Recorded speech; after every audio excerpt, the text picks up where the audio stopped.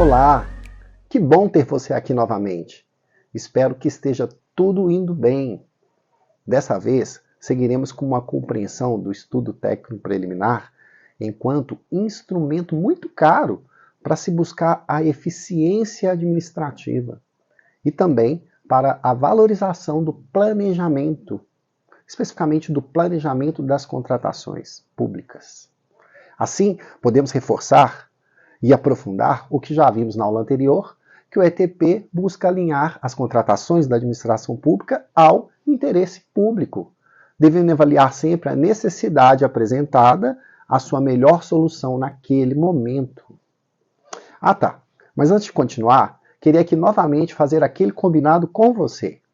Gostaria que ao final dessa aula, você pudesse refletir e responder em alto e bom som as seguintes questões. Número 1.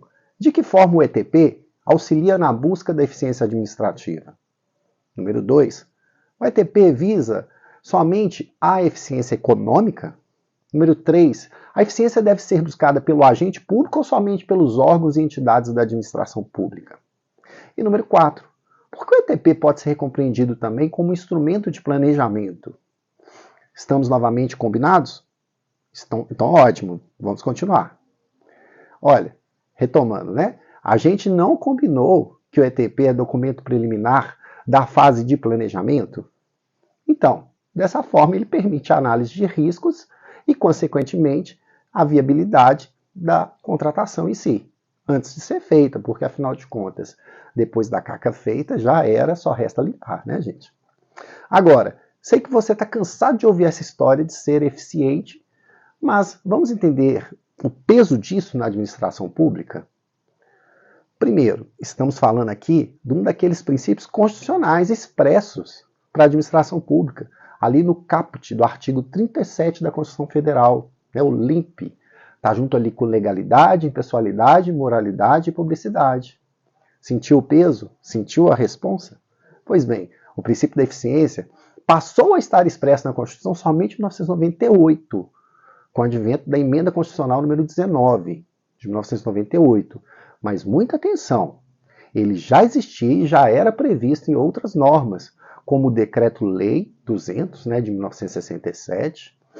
Então, não é uma inovação. Aqui também vale lembrar que temos diversos princípios do direito administrativo que são expressos e outros tantos que não são, que são implícitos, são tácitos, que são oriundos exatamente dos livros, né, e da jurisprudência, mas nem por isso deixam de ser importantes ou de adoção obrigatória. Olha o interesse público aí. Voltando a 1998, quando da Emenda Constitucional 19, importante explicar que naquele momento no mundo existia um fenômeno chamado New Public Management, ou seja, nova gestão pública, de cunho neoliberal e até crítica ao Estado, que defendia a administração pública deveria focar em resultados.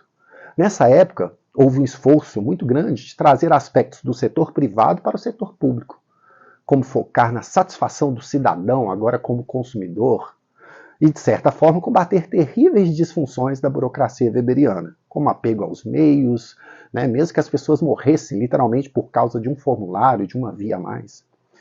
Dessa sorte, temos que a eficiência administrativa deve sim nortear a nossa atuação, tanto do agente público como da própria administração pública, ao que ambos devem procurar, né, melhores resultados. Olha, o servidor não basta agir na legalidade sob o prisma da moralidade. Se for ineficiente, pode ser demitido. Como? Mediante avaliações de desempenho insatisfatória, sucessivas. Não é pela ilegalidade ou pela imoralidade, é pela eficiência. Entendeu a força do princípio? Importante aqui, gente. Muita gente ainda associa eficiência a melhor benefício com melhor custo e eficácia como alcance ao resultado. Principalmente graças à literatura das ciências gerenciais, que faz essa distinção. Tá bem, mas apesar da distinção, devemos entender que o poder público é diferente do setor privado, não é mesmo? Portanto, nem sempre o mais barato será o mais eficiente. Devemos atentar para os impactos socioeconômicos, por exemplo. E um exemplo muito forte disso foi a própria pandemia de Covid-19. Lembram quantas medidas para a preservação da vida foram tomadas em detrimento, por exemplo, do viés econômico? Pois bem, Queria destacar aqui que mesmo antes da obrigatoriedade pelo uso do ETP, ao longo dos anos, né, o Tribunal de Contas da União já vinha recomendando sua utilização e reconhecendo como importante instrumento de planejamento das contratações públicas. Veja bem, então o TCU apontava que a falta desse planejamento poderia ocasionar diversas consequências, como, por exemplo, imprevisibilidade da demanda de trabalho nas unidades de aquisição. E daqui a pouco iríamos discutir os problemas desses diversos setores aí na elaboração do ETP. A realização de aquisições sem prazo adequado para o planejamento, né, acarretando umas compras às pressas, aquisições às pressas. Falta de recursos previstos no orçamento para a realização da aquisição. Lembrando que a gente sempre projeta no nosso ano, no ano anterior, né? Então a gente tem que fazer esse esforço. Participando da elaboração da proposta orçamentária, é o jeito certo. Né? Compras emergenciais sem amparo legal, quase sempre a preços muito mais elevados que a média praticada no mercado, e ainda a consequência de trazer muita desconfiança dos órgãos de controle. Né? Além da realização de contratações sem inclusão de requisitos de sustentabilidade que o ETP traz, e o desperdício de recursos naturais. Né? Bom, é muita coisa que o ETP se propõe. Né? Então, assim, vou dar um exemplo aqui. Eu participei de uma solução de um ETP, da construção de um ETP, no âmbito de um projeto estratégico do Estado, Saúde em Rede. A gente considerou diversas alternativas, além de contratar uma empresa para promover a impressão. A gente vislumbrou a aquisição de equipamento para impressão própria, utilização de material virtual, e a gente foi descartando as outras soluções pela peculiaridade de um programa de educação permanente feito nos territórios de Minas. Além disso, as dificuldades que são enfrentadas pelos profissionais da saúde pública para conseguir parar suas rotinas de trabalho e conseguir encaixar tempo para estudar de forma virtual. Então a solução foi mesmo a que prevaleceu, com menos impacto ambiental, etc., e foi a contratação de uma empresa especializada. Mas foi uma licitação diferente porque trouxe o ETP, mas foi interessante.